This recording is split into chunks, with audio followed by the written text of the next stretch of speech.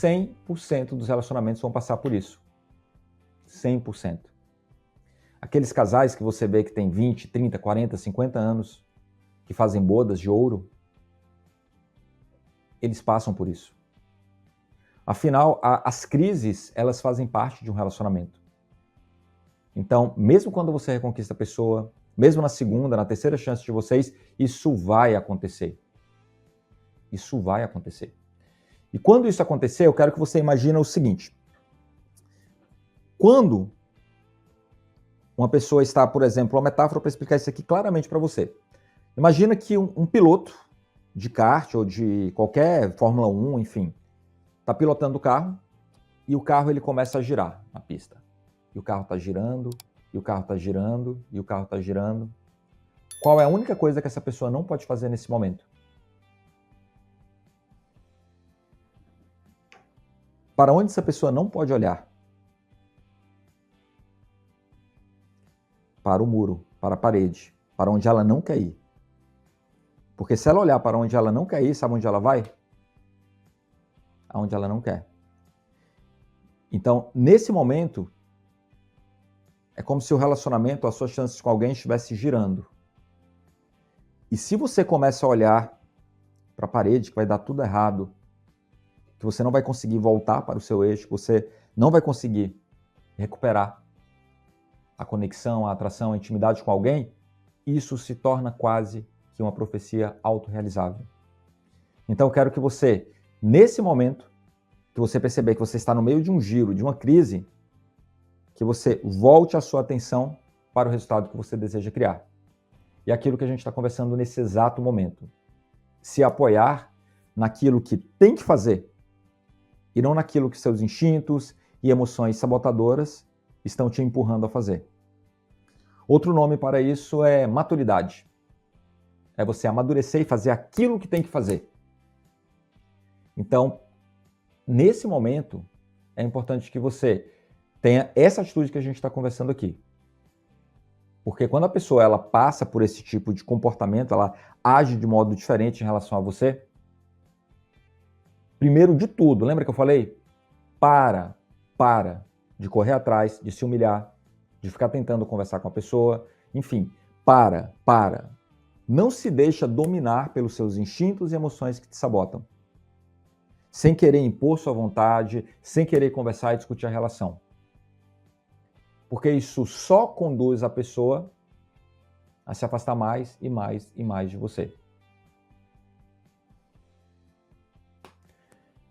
Se você tivesse em uma motocicleta, em uma motocicleta, que está a 160 km por hora, você gostaria de estar pilotando ou na garupa? E aí, onde você se sentiria mais confortável? Pilotando ou na garupa? Ou atrás? E aí?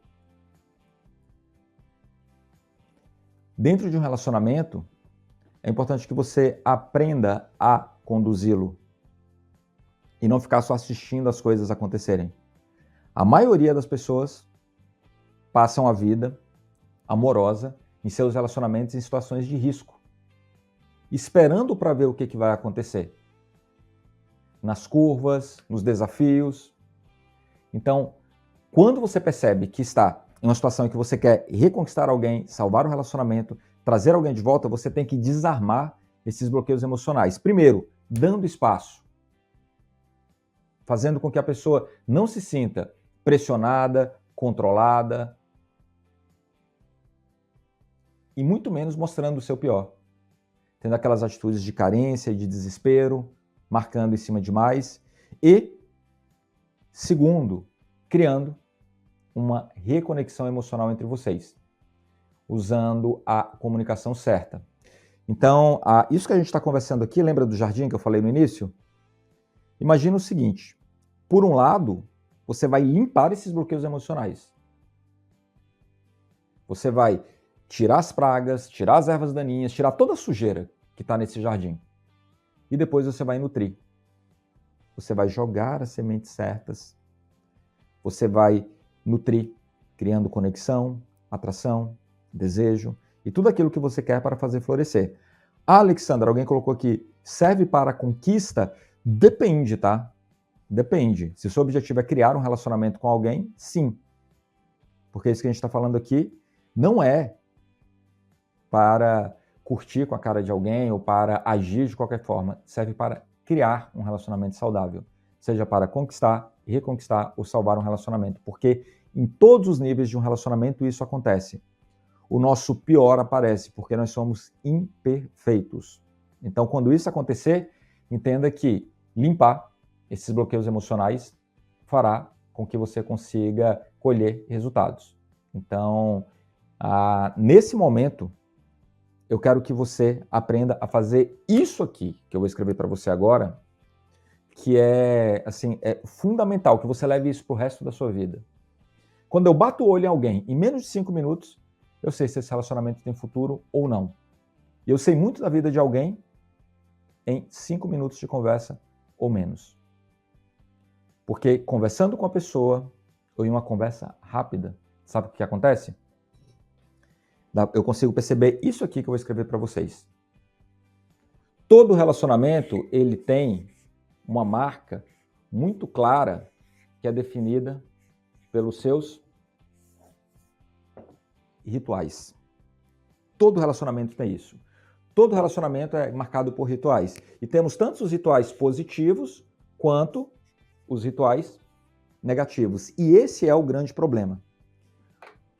Não dá, pessoal, não dá para você levar um relacionamento no piloto automático. Não dá. Então, se você observar, no seu dia a dia você tem rituais. Então, nós somos extremamente ritualísticos. E nós somos escravos, nós somos prisioneiros ou até libertos pelos nossos hábitos e pelos nossos rituais. É isso que a gente faz. Então, observe a sua história. Observe o seu dia a dia. Por isso que eu falo, muito rapidamente conversando com alguém, eu consigo perceber se aquela pessoa tem rituais para cuidar da autoimagem, da autoestima, da autoconfiança, do autocontrole. Se aquela pessoa tem rituais em relação a estar bem.